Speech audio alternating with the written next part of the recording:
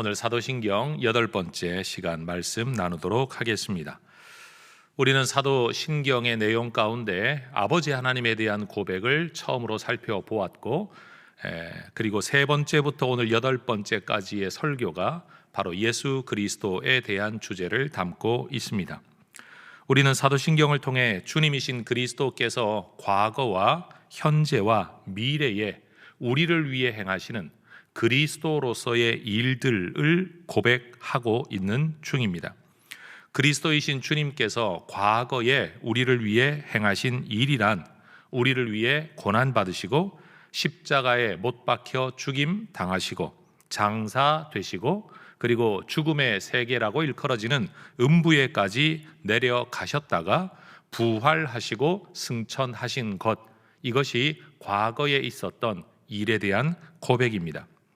그리스도이신 주님께서 현재에 행하시는 일이라는 것은 하나님 보좌 우편에서 지금도 우리를 위한 중보자로 일하고 계시는 것, 이것이 바로 현재에 주님께서 그리스도로 우리를 위해 일하고 계신 내용의 고백입니다. 오늘은 그리스도이신 주님께서 미래에 우리를 위해 행하실 일, 즉 심판의 주님으로 일하시기 위해 이 땅에 재림하신다라는 내용을 담고 있는 사도신경 7번째 문장을 살펴보려고 합니다. 신약 성경 안에는 예수님의 재림에 대한 말씀이 318번이나 언급되어 있다고 합니다. 이것을 두고 성경학자들은 그리스도께서 동정녀를 통해 탄생하실 것이다 라는 구체적인 예언은 구약 성경 이사야 7장 14절에 단 한 번 등장함에도 불구하고 그 말씀대로 이루어졌다고 한다면 318번이나 예언되어져 있는 이 말씀이 그대로 이루어질 거라는 것은 너무나도 분명한 것 아닌가라고 이야기를 합니다. 따라하십시다. 예수님은 반드시 다시 오십니다. 이것을 고백하는 것이 바로 사도신경 제7문장인 것이죠. 옛 번역은 저리로서 산자와 죽은 자를 심판하러 오시리라 이고, 새로운 번역은 거기로부터 살아있는 자와 죽은 자를 심판하러 오십니다 라고 고백하고 있습니다. 성자 하나님이 원래 계시던 곳이 하늘이셨기 때문에 그리스도께서 동정녀 마리아를 통해 인간으로 이 땅에 내려오심을 두고 우리는 강림, 내릴 강자에 임할 임자, 강림이라는 단어를 씁니다. 이후에 십자가 죽음과 부활과 승천을 통해 하나님 보호자 우편에 오르신 그리스도께서 영광 가운데 이 땅에 다시 오실 것을 두고 두 번째로 오신다라는 점에서 다시 제자를 써서 재림이라고 표현을 하고, 이것을 재림이라고 표현을 하면서 첫 번째 강림을 초림, 첫 조차를 써서 초림이라는 단어를 쓰는 것이죠. 사도신경에서 우리는 거기로부터 오신다라고 고백을 합니다. 거기가 어디입니까? 예수님이 지금 계신 바로 거기, 하나님 보좌 우편, 하늘이라고 말할 수 있습니다. 이것은 바로 우리 하나님께서 영광 가운데, 권세 가운데 우리에게 오신다라는 내용입니다. 그래서 옛 고백문 번역 가운데 저리로서라고 말할 때 이 저리가 도대체 뭐냐? over there, from there, 거기에서부터인데, 거기에서부터는 첫 번째는 표면적으로는 하늘로부터, 하나님의 보좌 우편으로부터, 그리고 중의적 의미로는 하나님의 위임된 권세를 가지고 라고 이 문장을 이해해야 할 겁니다. 예수님의 다시 오심에 관해서는 여러 성경 구절을 통해 우리가 그 성격을 이렇게 규정해 볼 수 있을 것 같습니다. 첫째, 예수님께서는 이 땅에 계실 때 이미 하나님의 아들 그리스도로서 자신이 다시 오실 것이라고 예언하셨습니다. 그러니 예수님의 재림은 의도하지 않았던 일이 우연히 발생되는 사건이 아니라 의도하고 예언된 일이 성취되는 예언적 재림이다 라고 말할 수 있습니다. 따라하십시다. 예언적 재림. 두 번째, 예수님의 다시 오심은 위임받은 다른 존재가 우리가 처음 보는 어떤 모습으로 오는 것이 아니라 이 땅에 처음 오셨던 그 예수님이 십자가를 지시고 부활 승천하시기까지 사람들 눈에 보였던 그 예수님이 직접 다시 오신다라는 것입니다. 그래서 예수님의 재림은 누구를 대신 보내는 대리자 파송이 아니라 예수님 스스로가 다시 오신다라는 점에서 인격적 재림이라고 말할 수 있습니다. 따라하십시다. 인격적 재림.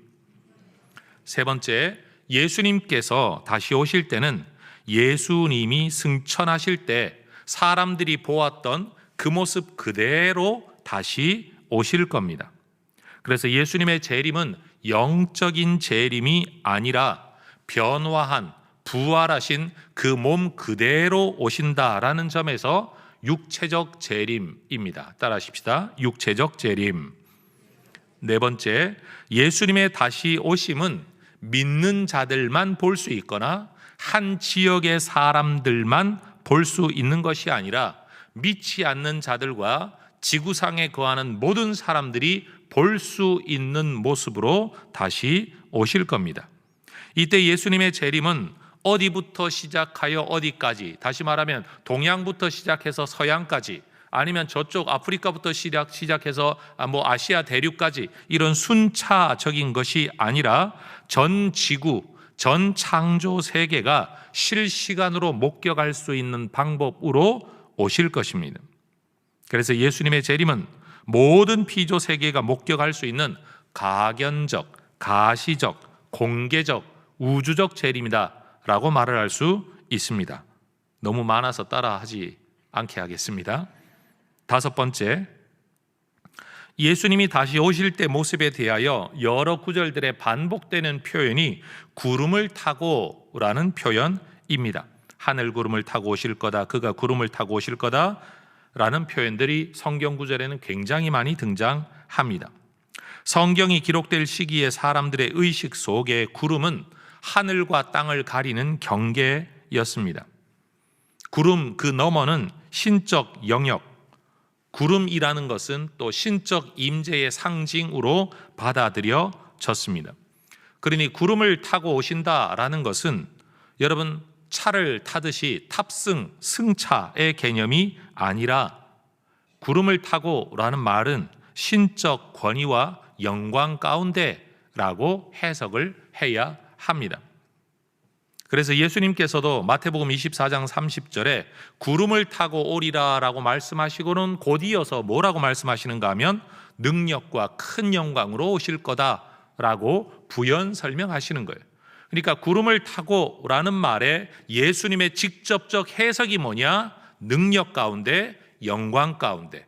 이 능력은 사람의 능력이 아니라 하나님의 능력이고, 이 영광은 사람의 영광, 땅의 영광이 아니라 하늘의 영광, 하나님의 영광이라고 예수님이 직접 해석을 해 주셨다라는 겁니다. 성자 하나님이 이 땅에 처음 오실 때는 사람들이 알아보기 힘든 낮아진 모습으로 구유에 오셨습니다. 그러나 성자 하나님이 다시 오실 때는 그 현상을 바라보는 누구나 그분이 통치자라는 것, 주권자라는 것을 알 수 있는 방법으로 높아지신 모습으로 오실 거다라는 겁니다. 그래서 한국 사람들은 역사 속에 이것을 이런 비유를 잘 들었습니다. 암행어사가 처음 올 때는 거렁뱅이 모습으로 오지만 진짜 자기의 권위를 드러내고 올 때는 산천초목도 벌벌 떠는 권세자의 모습으로 나타난다라는 걸 우리는 영화, 드라마, 책과 역사를 통해 알고 있습니다. 그리고 예수님의 처음 오심은 마치 여러분 암행어사의 거렁뱅이와 같은 모습으로 구유에 오셨지만 이 예수님이 다시 오실 때는 모두가 알 수 있는 권세자의 모습으로 오신다라는 겁니다. 그런 점에서 예수님의 재림은 천사 또는 메신저가 나타나는 게 아니라 하나님 아들 그 자신이 직접 나타난다는 점에서 신적 재림이라고 말할 수 있고, 이것은 스며들어와 숨어 들어오는 것이 아니라 영광 가운데 모든 것들을 완성하기 위해 오신다는 점에서 승리적 재림이라고 말할 수 있습니다. 따라하십시다. 승리적 재림. 여섯 번째, 그러나 이러한 예수님의 재림은 누구도 예측하지 못한 때에 일어날 것입니다. 모두가 알 수 있지만 누구도 예측하지 못한 때 말입니다. 그래서 예수님의 재림은 돌발적 재림이다 라고 말할 수 있습니다. 갑자기 일어난다는 점입니다. 따라하십시다. 돌발적 재림. 7번째, 그럼에도 가장 중요한 것은 예수님의 재림은 첫 오심으로 시작된 인류 구원이 완성되는 것을 의미하는데, 이 완성은 심판을 통해 실행될 거다라는 겁니다. 다시 말해, 우리가 구원을 받았다고는 하지만 진짜 하늘에 입장하는 일은 아직 일어나지 않았기 때문에 구원받았으나 아직 구원받지 못한 겁니다. 이 마지막 구원이 언제 일어나냐? 마지막 심판을 통해 일어나게 된다라는 겁니다. 그래서 예수님의 재림은 심판적 재림이다 라고 말할 수 있습니다. 따라하십시다. 심판적 재림. 자, 이러한 7가지의 재림의 성격 가운데에서 사도신경에는 심판의 부분을 유독 강조하고 있습니다. 성경에서는 이미 구약 시대로부터 크고 두려운 하나님의 심판의 날이 올 것이라고 요엘서에도 이미 예언하고 있습니다. 전능하사 천지를 만드신 하나님 아버지께서는 이 크고 두려운 심판의 날의 모든 권세를 아들에게 맡기셨습니다. 요한복음 5장 22절에도 심판을 아들에게 맡겼다. 사도행전 10장 42절에도 하나님이 살아있는 자와 죽은 자의 재판장으로 정하신 분이 바로 이 예수님이다 라고 기록을 합니다. 하나님으로부터 이 모든 심판을 위임받은 예수 그리스도는 의로우신 재판장입니다. 바울은 아덴 사람들에게 전도할 때도 예수님을 일컬어 천하를 공의로 심판하실 분이라고 설교했습니다. 다시 말해 사도 바울은 아테네에서 설교할 때부터 세상 마지막 날 종말에 있을 심판에 대한 설교를 했었다라는 겁니다. 그렇다면 예수님이 재판장으로 재림하실 때 누가 재판을 받게 될 거냐라는 거죠. 성경은 단지 그 시점에 지구상에 살아남아 있는 사람들만이 아니라 살아남아 있는 사람들뿐만이 아니라 그 시점에 이미 죽어버린 사람들, 다시 말해 이 세상에 존재했던 모든 인류가 이 재판을 받게 될 것이라고 가르칩니다. 디모데후서 4장 1절 살아있는 자와 죽은 자를 심판하실 그리스도 예수, 베드로전서 4장 5절 산 자와 죽은 자를 심판하기로 예비하신 분이 바로 예수다. 산 자와 죽은 자. 여러분, 심판의 대상이 산 자뿐만 아니라 죽은 자라는 것을 꼭 기억하십시오. 이 땅에 존재하는 재판은요, 죽은 사람은 재판하지 않습니다. 재판해봐야 의미가 없습니다. 처벌이 불가하기 때문입니다. 감정을 해소하기 위하여 죽은 사람의 묘를 파헤쳐서 여러분 오히려 그 시신을 훼손시키는 것으로 명예에 대한 것만 할 수 있지 실질적인 재판은 불가능했습니다. 그러나 세상 마지막 날에 있을 재판은요, 살아있는 사람만이 아니라 죽은 자도 대상으로 한다라는 거예요. 그러니 이 세상에 존재했던 인류 가운데 누구도 이 재판을 피해갈 길이 없다라는 겁니다. 예수님 죽기 전에 확 죽어버리면 그런 재판 안 받아도 되는 거 아니냐? 그렇지 않다라는 거예요. 그래서 고린도후서 5장 10절에는 우리가 다 반드시 그리스도의 심판대 앞에 설 거다라고 말을 합니다. 따라하십시다. 우리가 다 반드시, 다시요. 우리가 다 반드시. 여러분, 이 세 가지의 표현이 너무 중요합니다. 우리 다 반드시 재판정에 서게 될 거라는 겁니다. 누구나 심판을 받는다라고 하면 산 사람은 그렇다 쳐도 이미 죽어버린 사람, 한 줌 가루가 되어 심지어 그 가루가 다 흩어져 버려 여러분 유기물로 모든 것들에 흡수되어 버린 사람들이 어떻게 이 재판에 참여할 수 있겠는가라고 생각할 수 있죠. 그런데 성경은요, 예수님께서는 심판날 이 세상에 존재했던 모든 인류가 다시 살아나 심판대 앞에 서게 될 거라고 가르치고 있습니다. 요한복음 5장 무덤에 있는 자가 그의 음성을 들을 때가 오고 무덤에 있는 자들도 살아나게 될 거다라고 이야기합니다. 누군가는 생명의 부활로, 누군가는 심판의 부활로. 여기서 생명의 부활이라는 것은 생명을 얻기 위하여 부활하고 누군가는 심판을 받기 위하여 부활한다라는 거예요. 그런 점에서 예수 재림의 날은 하늘 문만 열리는 날이 아니라 여러분 죽음의 문이 열리는 날이 될 것입니다. 믿는 사람만이 아니라 믿지 않는 사람들도 부활하게 될 거라는 걸 기억해야 됩니다. 많은 예수쟁이들이 이걸 잘 몰라요. 예수 믿으면 부활한다라고 말을 하는데 여러분 거기에는 설명해야 될 말이 많아요. 예수 믿는 사람만 부활하는 게 아니라 예수 믿지 않는 사람도 부활해서 예수 심판대 앞에 설 것이고, 심판대 앞에 하나님의 판정, 예수님의 재판을 받고 난 이후에 누군가는 완전히 생명으로 들어가는 일이 될 것이고 누군가는 완전한 죽음으로 들어가게 될 것인데, 그래서 우리가 예수 믿으면 부활한다라는 말 속에는 바로 이 재판을 위한 부활이고 그 다음 영생을 얻기 위한 부활, 이 두 가지가 포함되어져 있는 설명이라는 거죠.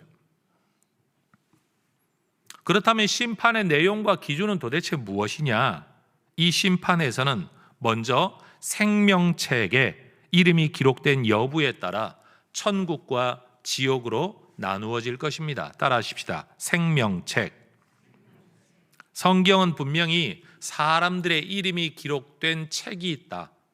여러분 이것이 실제라고 하든지 아니면 상징이라고 하든지 저는 상관이 없다고 생각을 합니다. 중요한 건 사람들 속에 하나님께서, 제가 신인 동형론적 표현이라는 말씀을 드렸었죠.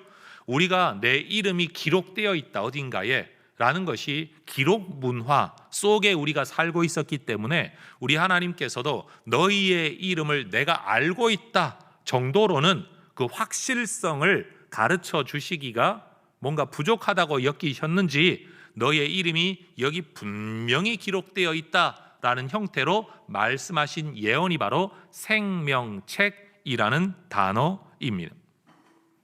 생명책에 우리의 이름이 기록되는 기준은 예수님을 주님으로 모심으로써 하나님의 자녀로 호적이 오르는 겁니다.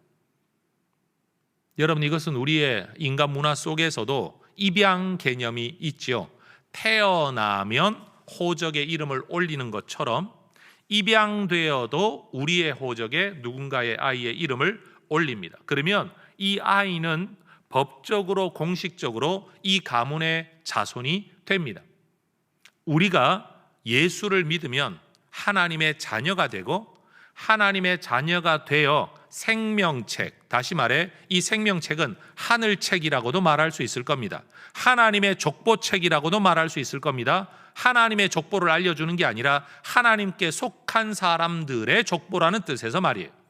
바로 예수 믿음으로 구원을 받은 사람들은 하나님의 자녀가 되었다는 점에서 구원을 받았다는 것이고, 하나님의 자녀가 됨으로 이 생명책에 이름이 기록되는 거예요. 그래서 하나님을 모르는 자들, 데살로니가후서 1장에 보면 우리 주 예수의 복음에 복종하지 않는 자들에게는 형벌이 있게 된다. 이 형벌이 어떻게 있게 되냐? 믿지 않고 복종하지 않는 자는 생명책에 이름이 기록되지 않는 것이고, 생명책에 이름이 없는 자들은 완전한 죽음의 사람으로 분류된다라는 거예요. 두 번째 재판이 있습니다.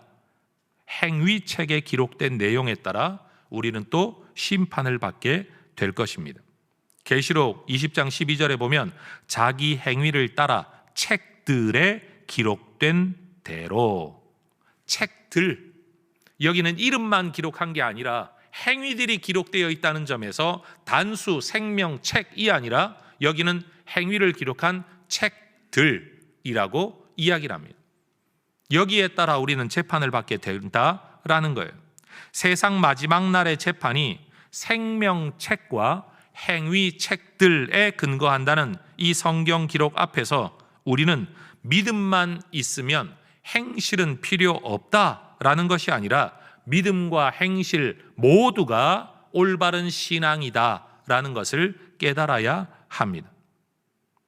마태복음에서도 계시록에서도 행한 대로 갚아주신다는 마지막 날의 재판을 성경은 반복해서 우리에게 이야기하고 있습니다. 예수를 믿기만 하면 다 소용없다? 아니요. 예수를 믿어도 행위 책들에 기록된 대로 어떤 형태로든지 대가가 주어진다는 사실을 우리는 꼭 기억해야 합니다. 그러니 여러분, 믿음만 있으면 돼, 믿음만 있으면 돼 라고 말할 수가 없다라는 겁니다. 그러면 이 심판의 결과는 뭘까요? 마태복음 25장을 보면 이 마지막 날의 심판을 통해 하나님은 지구상에 존재했던 모든 인류를 분류하실 것입니다. 양과 염소를 분류하듯이, 이것도 이 성경이 기록된 그 시대 문화를 이야기하는 거죠. 우리로 말하면 알곡과 쭉정이를 분류하듯이, 합격품과 불량품을 분류하듯이, 어쨌든 세상 마지막 날엔 분류가 이루어질 겁니다. 그리고 예수 재림을 통해 실행되는 이 심판을 통해 악과 선이 뒤섞여 공존하던 이 세상도 정리되고 새로운 세상이 시작이 될 겁니다. 심지어 사망과 음부도 불못에 던져진다라는, 전혀 우리가 상상하기 힘든 굉장히 상징적인 표현이 이 구절 안에 기록되어 있습니다. 여러분, 어릴 때 준비물을 못 챙기고 학교에 갔던 날 혹시 기억하십니까? 요즘이야 심지어 미술 무슨 수업을 해도 학교에서 필요한 물품까지 다 주면서 수업을 한다고 합니다. 그러나 옛날, 저도 벌써 옛날 사람인 거죠. 옛날, 여러분, 준비물 챙겨가지 못하면 선생님이 꼭 준비물 검사를 하셨어요. 준비물을 챙기지 못한 사람에게 준비물 검사 시간은 피하고 싶은 시간이고요. 준비물이 없는 상태에서 받는 수업은 수업을 받기는 받지만 제대로 된 수업이라고 할 수 없는 시간이었습니다. 당장 평가가 시행되지 않는 일, 그 일을 위해 뭔가를 준비하는 사람, 그것도 착실하게 준비하는 사람은 어리석은 사람 취급받습니다. 뭐 그렇게까지 하나? 굳이 그럴 필요가 있나? 누가 아나? 네가 그런다고 누가 인정을 해주나? 등의 말을 들을 때도 있습니다.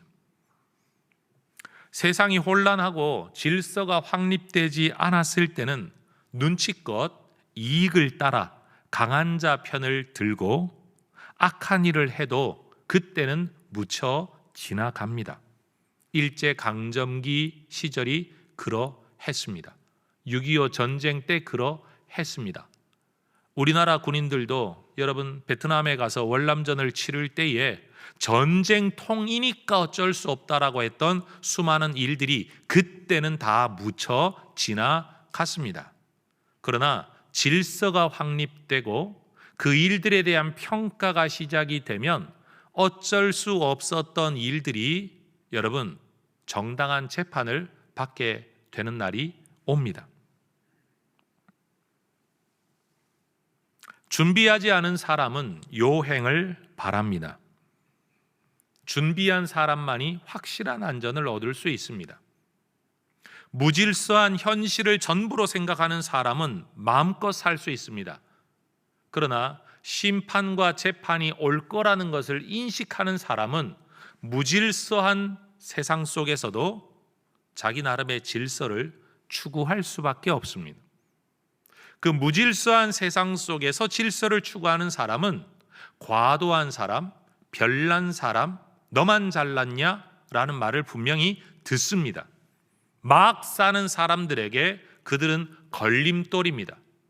그러나 재판 때가 찾아오면 막 산 사람은 불행해질 겁니다. 오히려 굳이 그렇게 살아도 되지 않는 그때에 굳이 그렇게 산 사람들은 그날의 영광을 얻게 될 겁니다. 그리스도인은 무엇을 믿는 사람들입니까? 우리는 우리를 위해 십자가를 지시고 부활 승천하신 예수님께서 심판장으로 재림하실 것을 믿는 사람들입니다. 이것을 믿는 성도들이 오늘 어떻게 살아야 되냐? 그 먼 날 사람들은 말하죠. 있을지도 없을지도 모르는 그걸 믿고 오늘 그따위로 어리석게 살아가냐라고 말을 합니다. 심지어 며칠 전에 신문을 보니 2027년에 또 세상 종말이 온다라는 여러분 뭐 블루문 어쩌고 저쩌고 하면서 이것이 육각형이 맞아지고 여러분 별하별 이야기들이 많이 있던데 꼭 기억하십시오. 세상 마지막 날은 반드시 오는데 그걸 언제다라고 말하는 것에 대해서는 성경적 지지, 기독교 신앙의 지지를 얻을 수 없다라는 것만큼은 여러분이 꼭 기억하시기를 바랍니다. 여러분, 저는 세 가지로 이 예수 재림을 믿는 사람들, 심판을 위한 예수님의 재림을 믿는 사람들 뭘 하며 살아야 되냐? 첫 번째, 여러분 사람은 누구나 자신의 부족함을 압니다. 절대적인 평가자 앞에 설 때 우리가 완전한 자신감으로 설 수 있는 사람이 누가 있겠습니까? 그러나 예수 재림을 믿는 그리스도인들은 이 땅을 사는 동안 죽음 또는 심판의 두려움에 사로잡히지 말고 오히려 천국 소망으로 당당해야 합니다. 왜냐하면 예수님 오신 이유가 히브리서 2장 15절이 말하는 것처럼 여러분 한평생 매여 무서움에 죽음에 종로로 타는 자들을 놓아주려고 오셨는데 여기에 매여 지내는 건 하나님이 기뻐하시는 신앙생활이 아니라는 겁니다. 예수님의 심판이 우리의 지식이나 능력이나 업적에 관한 것이 아니라 예수님과의 관계에 근거할 거라는 것을 우리는 기억해야 됩니다. 이 심판에서 우리는 우리의 능력에 대한 평가를 받는 것이 아니라 그리스도이신 예수님에 대한 응답과 태도에 근거해서 심판받게 될 거라는 겁니다. 여러분 6.25 전쟁 직후에도 여러분 이런 재판이 한 번 있었죠. 네가 전향할 거냐 하지 않을 거냐. 그가 무슨 일을 했느냐에 대한 평가가 아니라 네가 이쪽 편에 설 거냐 저쪽 편에 설 거냐 그거 결정해라. 그 결정에 따라서 삶이 완전히 달라진 일들을 우리는 역사 속에 잘 알고 있습니다. 세상 마지막 날의 재판도 그러할 거라는 걸 기억해야 합니다. 우리는 십자가와 부활의 예수님을 믿는 믿음으로 이미 하나님의 판단을 받은 사람들입니다. 하나님께서 내어주신 구원의 길, 예수가 그리스도이심을 믿는 이 믿음, 그 예수 그리스도를 대하는 우리의 태도에서 이미 우리의 재판은 끝났습니다. 아들을 믿는 자에게는 영생이 있다. 하나님이 이미 선언하셨습니다. 우리를 심판하실 예수님은 십자가에서 우리의 죄를 대신하는 하나님의 저주를 받으시기까지 우리를 사랑하신 분이십니다. 내가 이미 은혜를 베풀었는데 아직도 그 모양 그 꼴이냐? 라고 말씀하시는 게 아니라 한번 우리의 변호사가 되어주신 그분은 끝까지 우리의 변호사 역할을 하신다라는 겁니다. 이러한 이유로 우리는 마지막 날의 심판을 두려워할 것이 아니라 기대해야 합니다. 왜?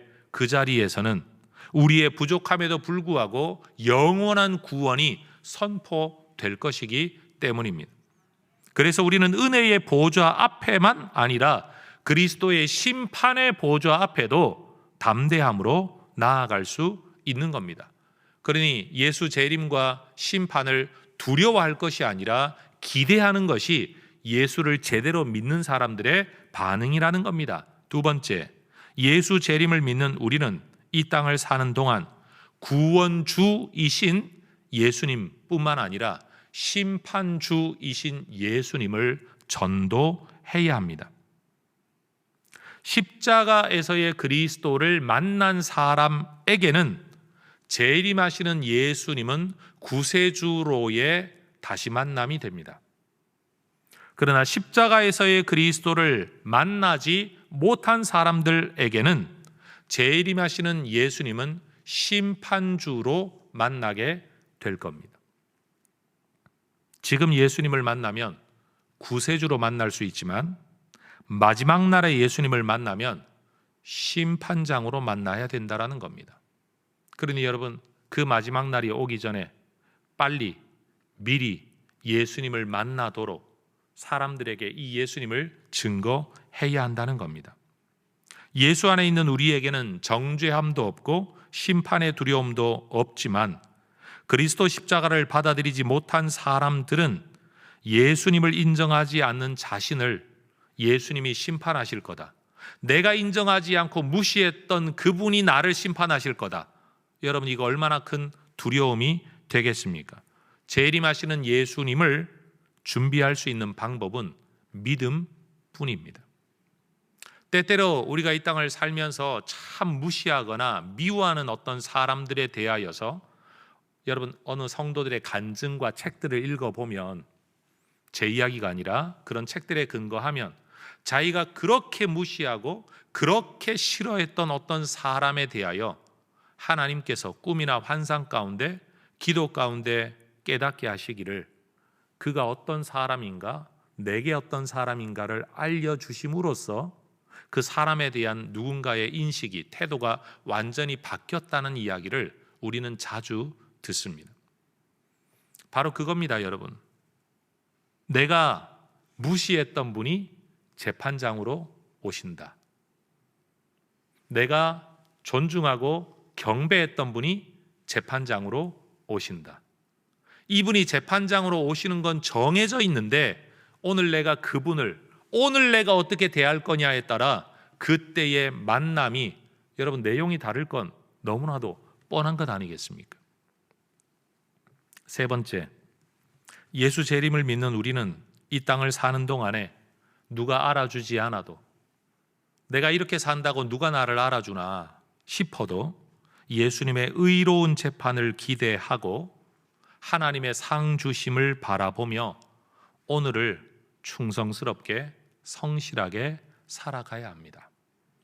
지금은 선과 악이 뒤섞여 있고 누구도 내 마음과 내 중심을 못 알아주지만 세상 마지막 날에는 반드시 우리 주님이 선악을 심판하십니다. 상벌을 주십니다. 만나보지도 않았던 나다나엘의 마음속을 우리 예수님은 알고 계셨습니다. 말하지 않아도 사마리아 여인의 삶을 우리 예수님은 알고 계셨습니다.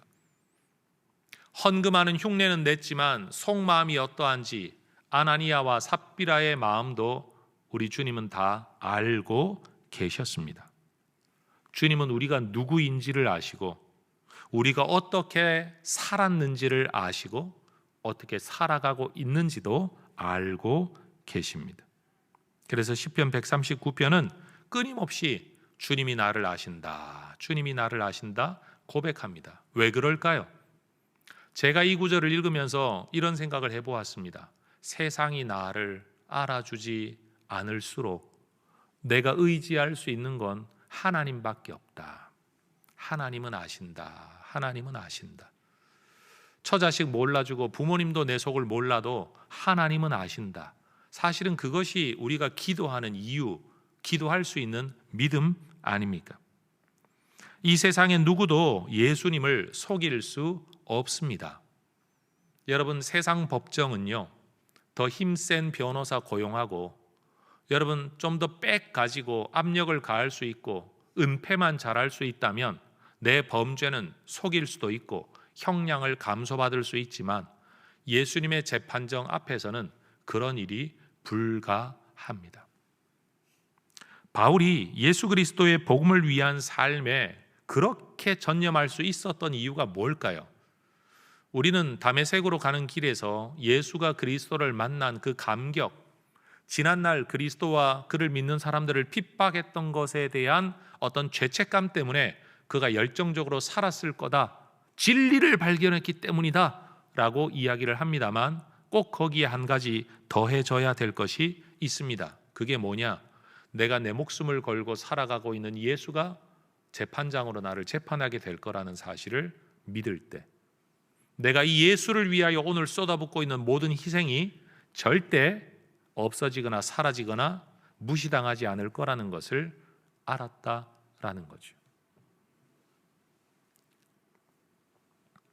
세상에서도요, 자기가 믿는 사람에게 자기 인생을 걸잖아요. 또 내년이 선거철인데 선거철만 되면 내가 좋아하는 사람이 일할 수 있는 기회를 얻기를 우리는 일종의 선거운동이라는 것을 합니다. 그리고 지지를 합니다. 그리고 그 사람이 현장에 없는데도 내가 그 사람 편들어 주느라고 가까운 사람하고 싸웁니다. 심지어 가족들끼리도 정치적 색채 때문에 대립하고 감정 상합니다. 아니, 여러분, 우리 집안을 위해 말 한마디 해줄 사람 아닌데 꽁뚱한 그 사람 때문에 가족끼리 마음 상하는 일을 여러분 우리는 겪으면서 그렇게까지 자기 신념을 밝히는 모습을 보면 정말 이상하다 싶을 때가 많습니다. 바울은 재판장이 되실 진짜 그분에게 자기 인생을 걸었습니다. 저는 바울의 이러한 삶이 절대 헛되지 않는다. 다시 말해, 바울은 예수 그리스도를 의로운 재판장으로 믿었고 고백하고 설교했다는 사실을 기억하십시오. 그 믿음이 바울이 살아가던 그날, 그 현재 시점에서 그렇게 수고하며 애쓰며 살아도 이것을 부끄러움으로 여기지 않고 확신 가운데 걸어갈 수 있었던 이유가 되었다라는 겁니다. 사람에게 인정받으려고 하다가 보면 교회 생활 열심히 하는데 알아주지 않으면 그건 예수님의 재판을 기대한 게 아닌 거죠. 물론 이왕이면 사람도 알아주고 예수님도 알아주면 얼마나 좋겠습니까? 많은 여러분, 모든 것을 진짜 제대로 알 수 있는 분은 하나님, 예수님 뿐입니다. 사람은 알지 못합니다. 여러분, 산 대로 심판받고 행한 대로 상벌 받고 이 땅에서의 삶에 따라 하늘에서의 상이 달라질 거라는 것을 우리는 믿고 살아야 합니다. 그런 점에서 예수님께서 인류의 재판장으로 다시 오실 것이라는 이야기는 예수를 믿지 않는 사람들에게는 재앙입니다. 그러나 예수를 믿는 우리에게는 기쁨의 소식이 될 것입니다. 예수님이 우리의 모든 것을 알고 계시다라는 이 이야기는 누군가에게는 큰 위로가 될 겁니다. 그런데 누군가에게는 큰 두려움이 될 겁니다. 속이며 사는 사람에게는 두려움이 될 것이고 진실하게 사는 사람들에게는 위로가 되겠죠. 그래서 예수 재림을 고백하며 기다릴 수 있는 사람은 예수님의 재판을 통해 칭찬과 인정을 받을 수 있는 삶의 길을 걸어가는 사람만이 예수 재림을 기다릴 수 있습니다. 예수 재림의 신앙 고백은 이 땅에서 정당한 대가를 받지 못하더라도 바른 길, 믿음의 길을 걸어가야 한다라는 것을 끊임없이 되새기는 시간이 되는 거죠. 예수님이 거기로부터 산자와 죽은 자를 심판하기 위하여 다시 오실 것입니다 라고 고백하는 순간마다 내가 그 재판 자리에 섰을 때 어떤 재판을 받게 될 것인가에 대한 구원의 선언이 이루어질 것에 대해서는 미리 설레는 기쁨을 가지고 예수 믿음을 붙들어야 될 것이고, 내가 행위들을 기록한 책들의 내용에 근거하여 내가 하나님의 상벌을 받게 된다고 한다면 오늘 내가 믿음으로 살아야 될 것을 되새기는 이유가 되겠죠. 그러나 이 재판을 기억하지 않고 살아가는 사람은 오늘이 전부일 겁니다. 그런다고 누가 아나? 그런다고 뭐 누가 갚 하나 주나? 여러분, 이런 생각을 하는 사람은 절대로 오늘을 지나가면 그만이라고 생각하지만 예수 재림과 재판을 기억하고 믿는 사람은 오늘 그만이 지나가면 그만이 아니다. 반드시 모든 것들에 대하여 우리 주님이 갚으실 때가 온다라는 것을 믿는 것이죠. 하이델베르크 요리문답 52문은 이렇게 가르칩니다. 그리스도께서 죽은 자와 산 자를 심판하러 오시리라는 것이 당신에게는 어떤 위로를 줍니까? 대답을 한번 같이 읽어보겠습니다. 나의 모든 고뇌와 핍박 중에서 나는 나의 눈을 들어 하늘을 향합니다. 자신을 내어주셔서 하나님의 심판 앞에서 내 자리에 서시어 나의 모든 저주를 제거해 주신 바로 그분이 심판자로 오실 것을 나는 확신을 가지고 기다립니다. 그가 그의 모든 원수들과 나의 원수들을 그의 영원한 심판으로 정죄하실 것이며 나는 그의 택함을 받은 모든 사람들과 함께 하늘의 기쁨과 영광 가운데 그에게로 이끌어 들이실 것입니다. 여러분, 이것이 저와 여러분의 믿음 되기를 소망합니다. 예수님께서 마지막 날을 준비해야 한다라고 가르쳐 주신 이 땅에 계실 때 하셨던 이야기가 하나 있습니다. 10명의 처녀의 비유라 그래서 열처녀. 그 10명의 처녀는 혼인잔치를 기다리는 사람들.